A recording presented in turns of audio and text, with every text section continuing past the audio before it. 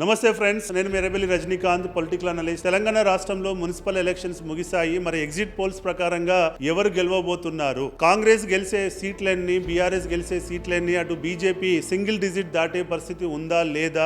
MIM గెలిచేటువంటి ఆ ఏకైక municipality ఏంటి? మరి బీజేపీ ఓట్ షేర్ పెరగడం వల్ల అది కాంగ్రెస్ కి నష్టం జరుగుతుందా, లేదంటే బీఆర్ఎస్ కి నష్టం జరుగుతుందా? ఈ విశ్లేషణ చూడాలంటే మీరు ఈ రీల్ ని చివరి వరకు చూడాల్సిందే. ఈ రీల్ ను 10 మందికి మీరు షేర్ చేయాల్సిందే. ఇక నా విశ్లేషణలోకి వెళ్తే, బేసిక్గా మేము మా కంపెనీ రాష్ట్ర రాజనీతి స్ట్రాటజీస్ ద్వారా మేము చేసినటువంటి ఎగ్జిట్ పోల్స్ ప్రకారం తెలంగాణ రాష్ట్రంలో జరిగిన 116 మున్సిపాలిటీస్లలో ఎక్కువ సీట్లు గెలుస్తున్న పార్టీ ఏందయ్యా అంటే కాంగ్రెస్. అది వాస్తవం. సో మా రిజల్ట్స్ ప్రకారం ఏంటంటే, కాంగ్రెస్ గెలిచే మున్సిపాలిటీస్ ఎన్నని మీరు అడిగితే 80 ± 5 అంటే 75 నుంచి 85 మున్సిపాలిటీస్ వరకు కాంగ్రెస్ గెలవబోతుంది. ఇక బీఆర్ఎస్ విషయానికి వచ్చినట్లయితే 32 మున్సిపాలిటీస్ ± 5 అంటే 27 నుంచి 37 మున్సిపాలిటీస్ రేంజ్ లో బీఆర్ఎస్ గెలవబోతుంది. ఇక బీజేపీ గెలిచే మున్సిపాలిటీస్ ఎన్నయ్యా అంటే 3 to 5 మున్సిపాలిటీస్ గెలవబోతుంది. ఎంఐఎం గెలిచే ఏకైక మున్సిపాలిటీ వచ్చేసి బైన్సా మున్సిపాలిటీ. ఇదండి మా ఎగ్జిట్ పోల్స్ ప్రకారంగా ఉన్నటువంటి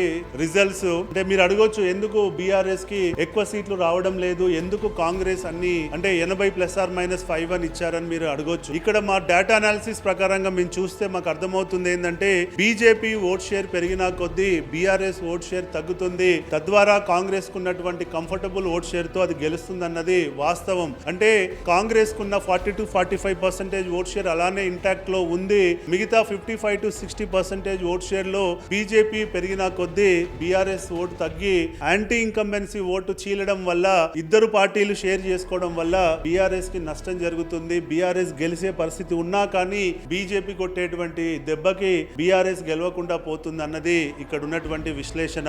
అంటే బీజేపీ పెరిగినా కొద్దీ బీజేపీకి బీసీ ఓటింగ్ వస్తుంది. ఆ బీసీ ఓటింగ్ బీఆర్ఎస్ లో ఉన్నటువంటి బీసీ ఓటింగ్ నే తీసుకుంటుంది. తద్వారా బీఆర్ఎస్ యొక్క గెలుపు అవకాశాలు తగ్గిపోతున్నాయి అన్నది ఇక్కడ మాకు కనిపించినటువంటి పారామీటర్. కాంగ్రెస్ కి సాలిడ్ గా ఉన్నటువంటి రెడ్డి కమ్యూనిటీ ఓటు, దళిత ఓటు, మైనారిటీ ఓటు దానికి అట్లనే ఇంటాక్ట్ లో ఉంది. ఉన్న బీసీ ఓట్లో 30% షేర్ చేసుకోవడం వల్ల కాంగ్రెస్ విన్నింగ్ ఛాన్సెస్ పెరుగుతున్నాయి అన్నది వాస్తవం. సో ఇదండి ఇక్కడ జరుగుతున్నటువంటి విషయం. బీఆర్ఎస్ కి దెబ్బ బీజేపీ నుంచి ఈసారి గట్టిగా పడబోతుంది అన్నది వాస్తవం. జై హింద్.